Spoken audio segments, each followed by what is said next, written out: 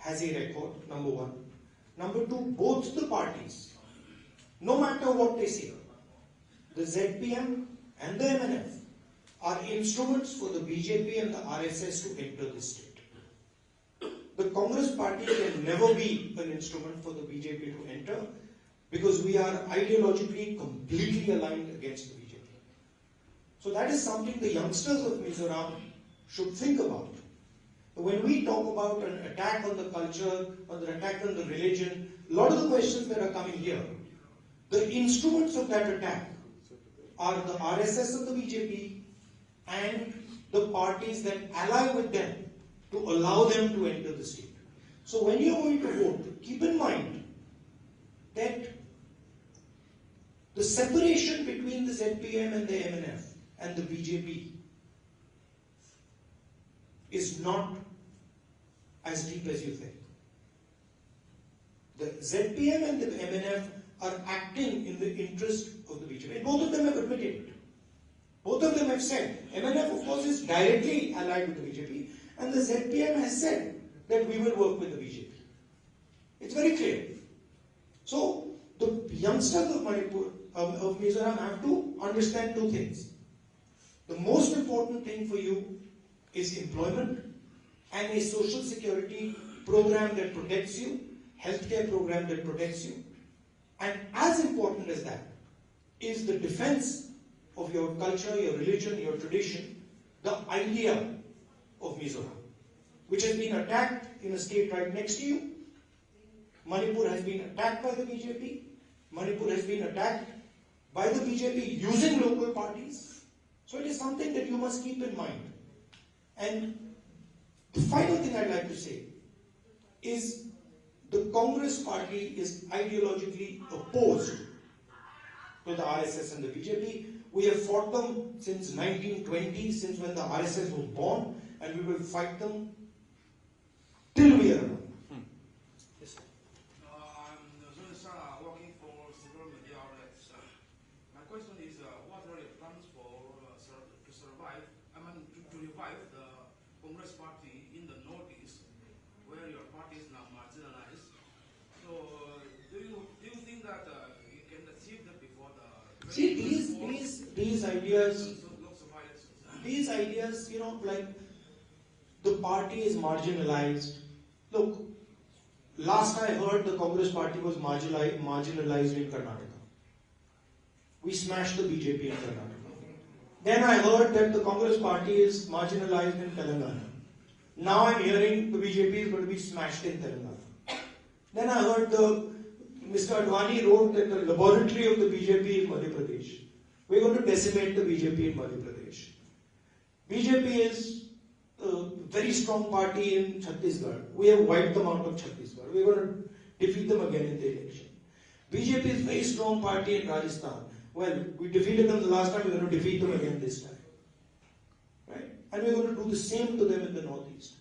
Please do not underestimate the idea of the Congress party. There's a big difference between the idea of the Congress party, which is deeply embedded in the hearts of the people of Mizoram and the hearts of the people of the Northeast. And it's very easy for the BJP to portray using the media that they control, such statements that our party is marginalized. It's not marginalized. Don't worry. Just be a little bit patient and see what happens in Mizoram. Yes. No, here we'll come to this lady. Mine is not going to be a political question.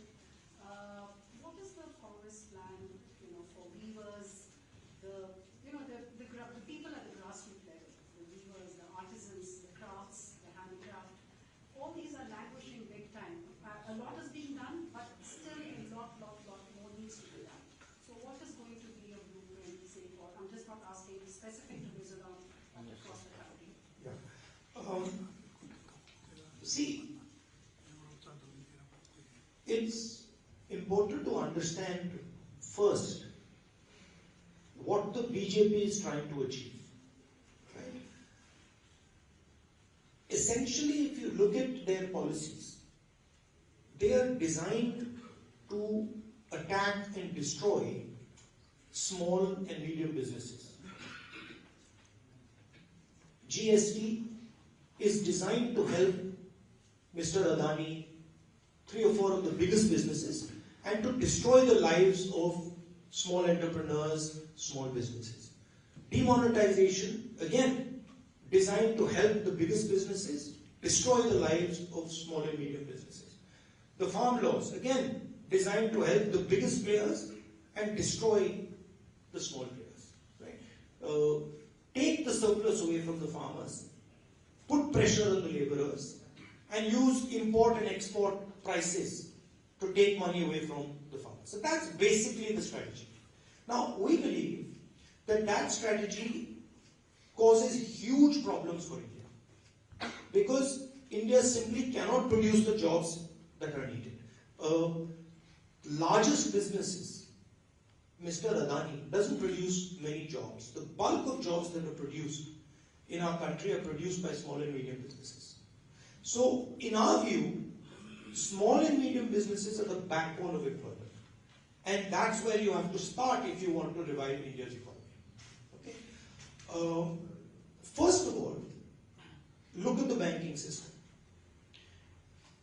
How much of our public sector banks' money goes to Mr. Adani, and how much of it goes to small and medium entrepreneurs?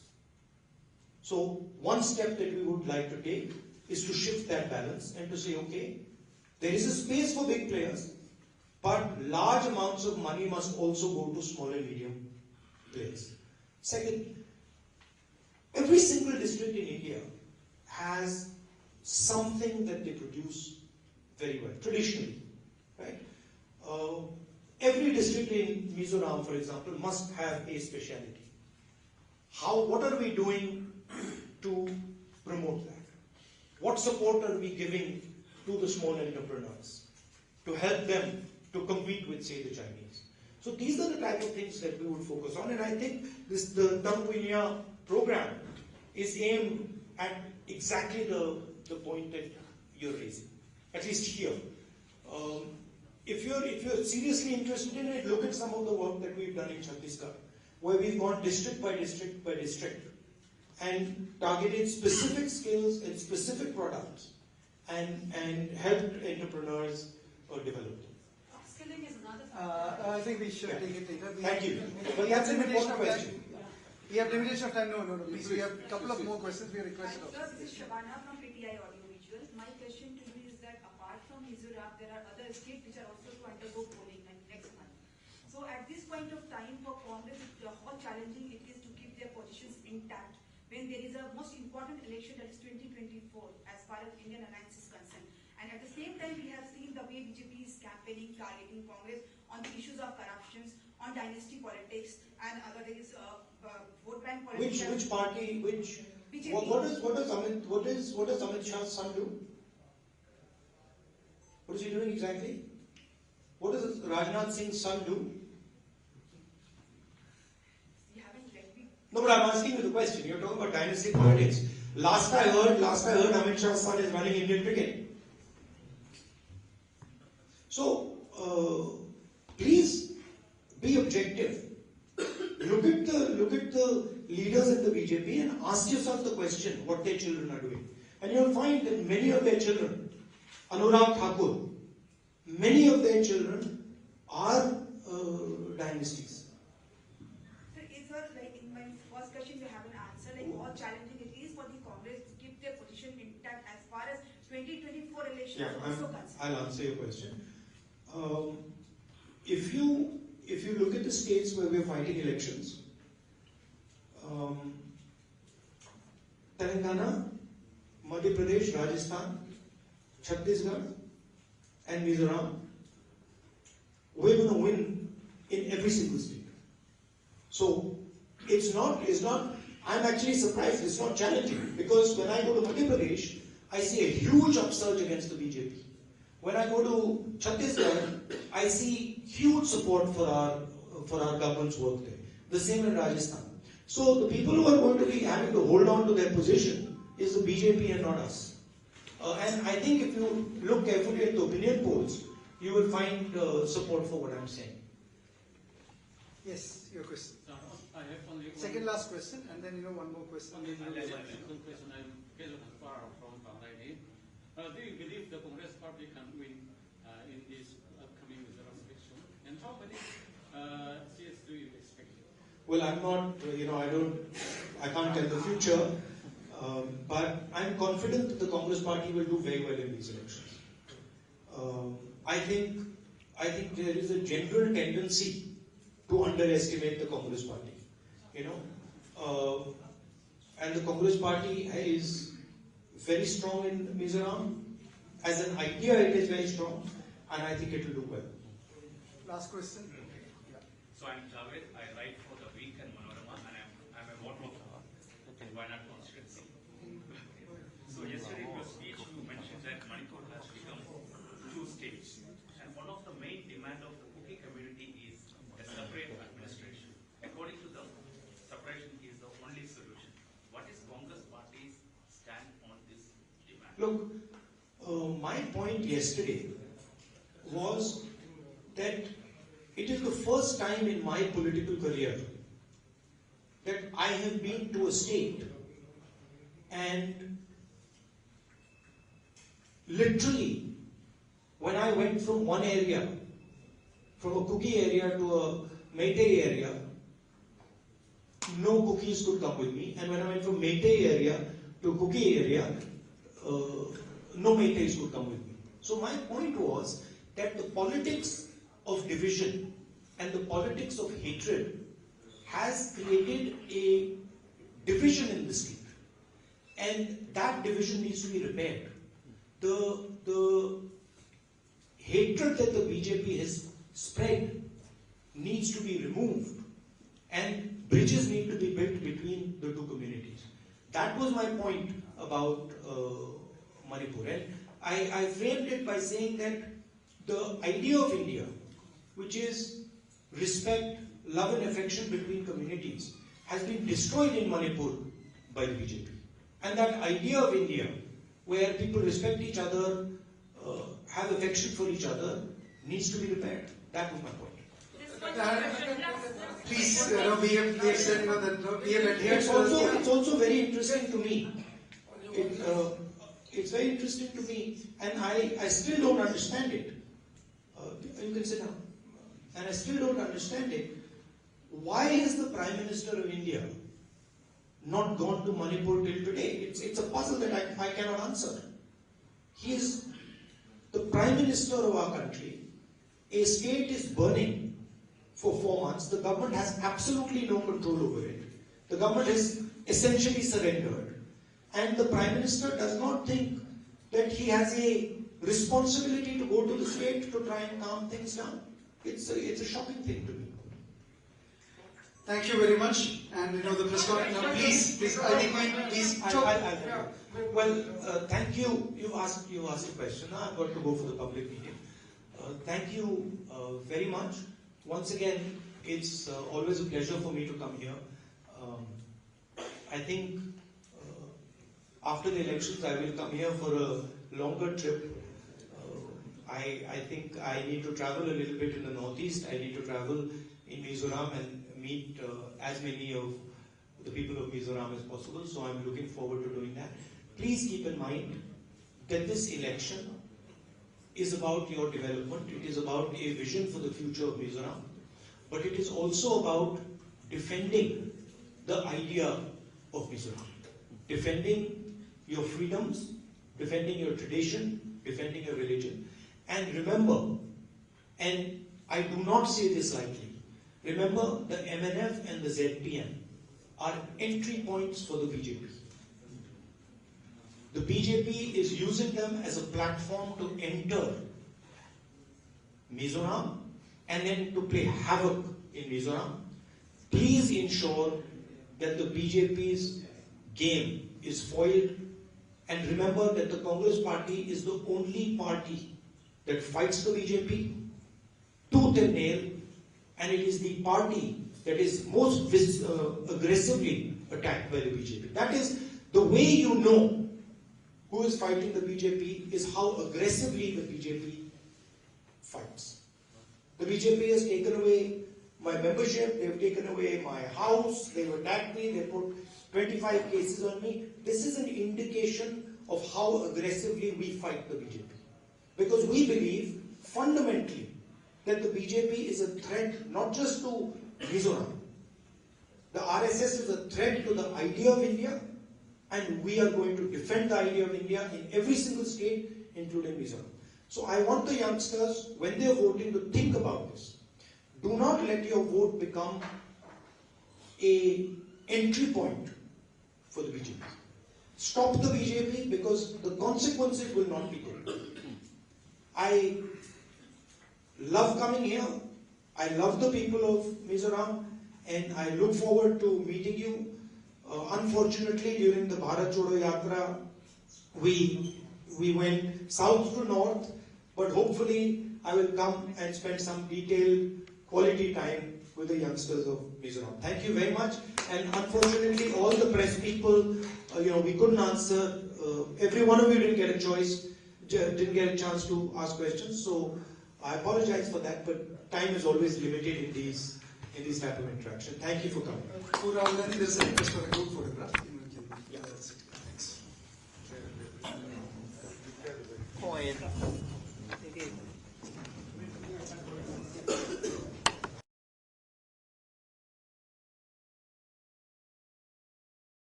So what is the plan? Is it that I take questions, or would you like me to make a statement? What is Your call.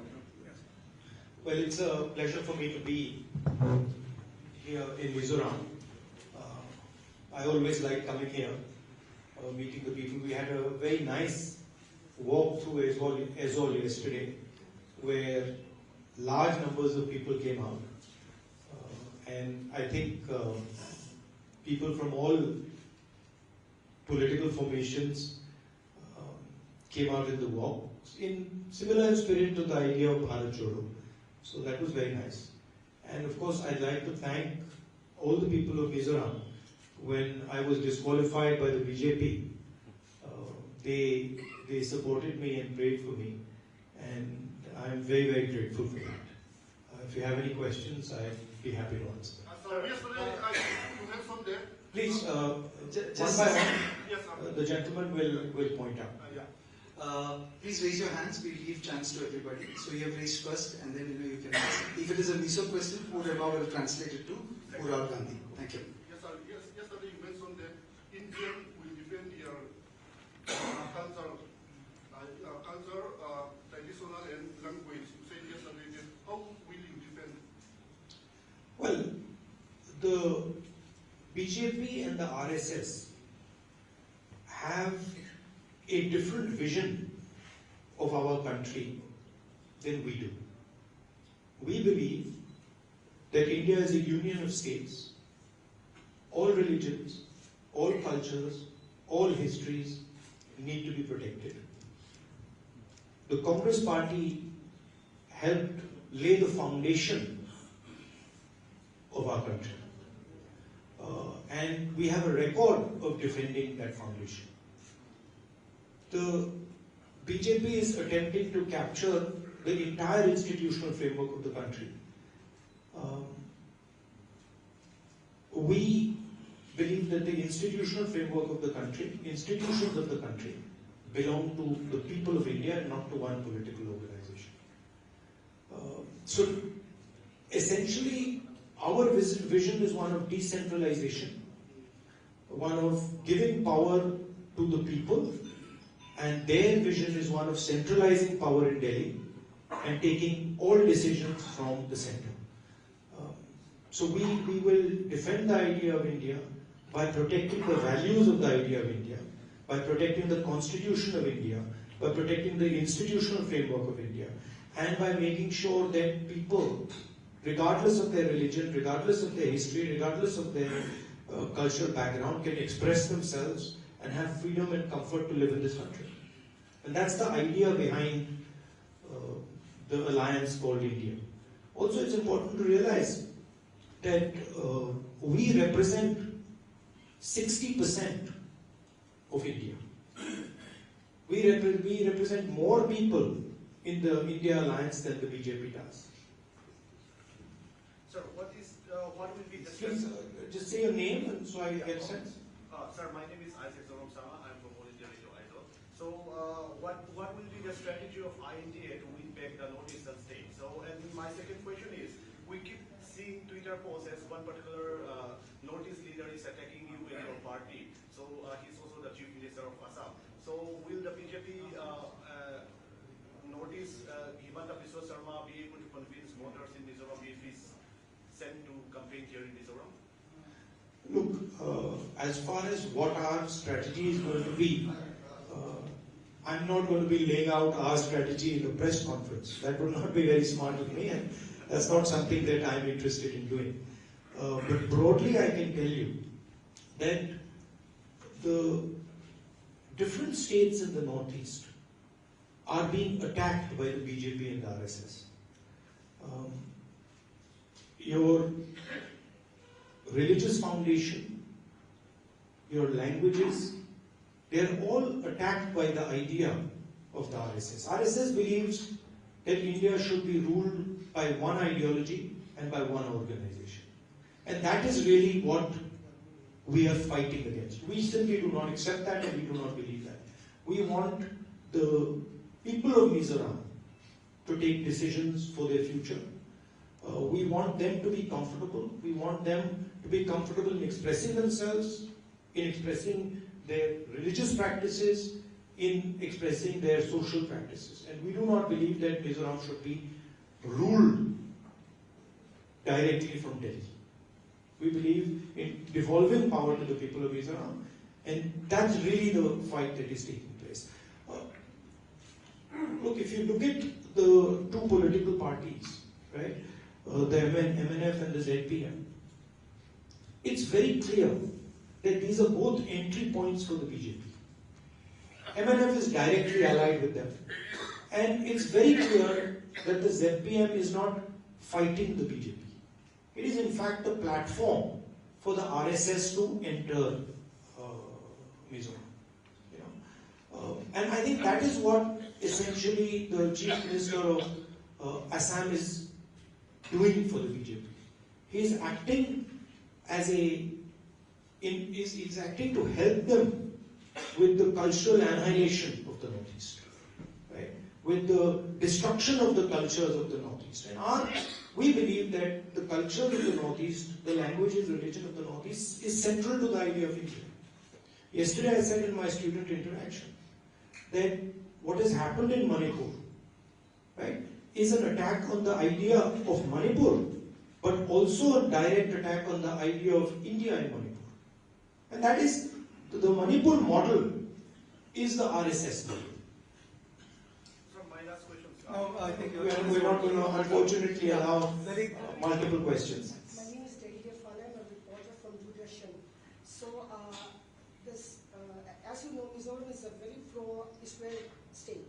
And the recent CWC resolution regarding the Israel-Palestine conflict has, like many people regard this as support of terrorist group Hamas, and BJP also has spoken out on that.